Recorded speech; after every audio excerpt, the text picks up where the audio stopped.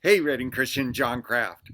Hey, it is another gorgeous day, and I'm looking forward to sharing some really important thoughts with you. But first, before we get into those, I just want to remind you that we are called to be the hands and feet of Jesus.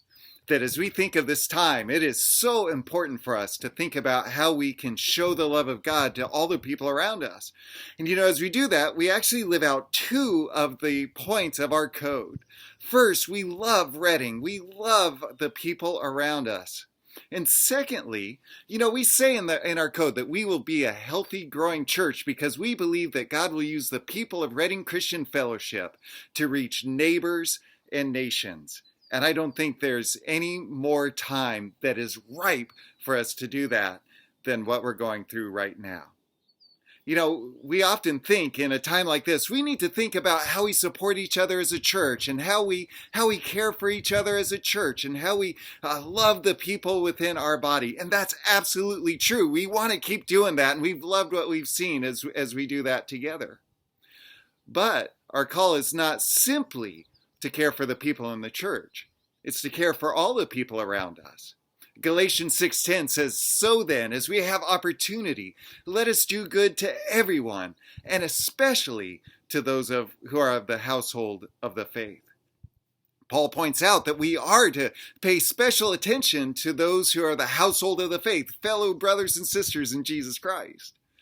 But we don't do it at the expense of doing good to everyone. And so while you're thinking of the people in the church, also think about your neighbor as well.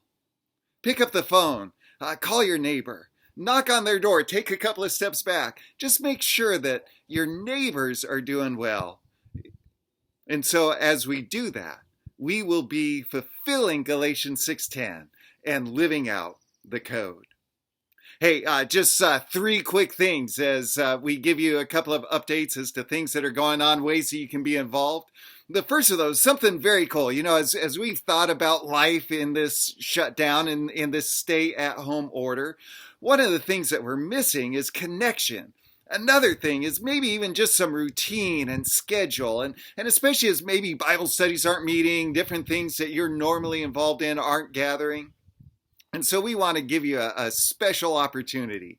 Pastor Rick is hosting something that we're calling RCF Face to Face. And it's going to be a Zoom meeting. It's online, so you can do it from the comfort of your home. You log on your computer. And the great thing about Zoom is you can see people, you can interact live face to face. That gathering will be Monday at 3 o'clock. If you're interested in RCF Face to Face, send an email to rick@rcfellowship.org. He'll get you connected so you can gather together, see each other face to face, and also learn a little bit more about your church. Secondly, as you know, Easter is coming.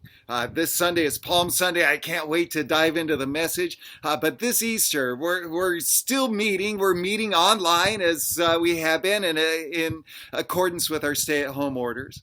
But we do want to do things exactly like we normally would.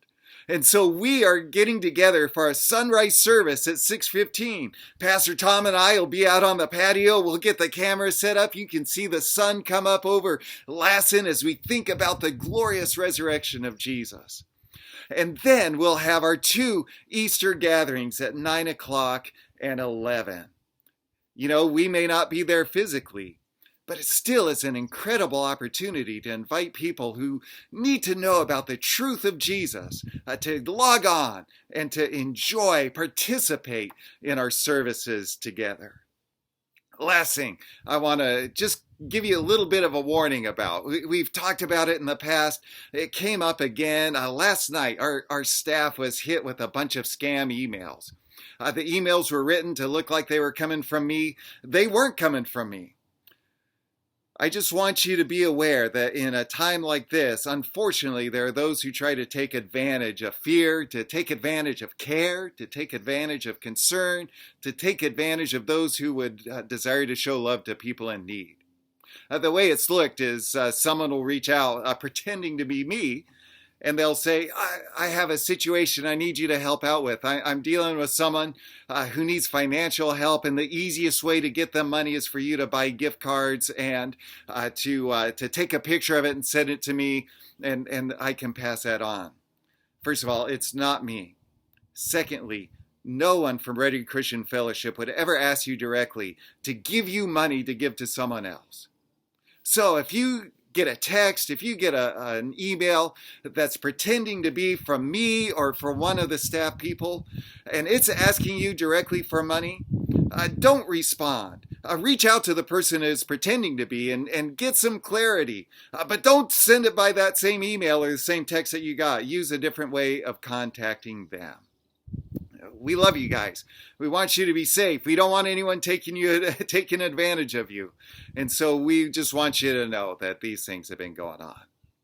So again, we love you. We miss you. We are still getting together 9 o'clock and 11 o'clock. And until then, we'll keep seeing you online, but we hope to see you face to face as soon as possible. Love you. Talk to you later. Bye.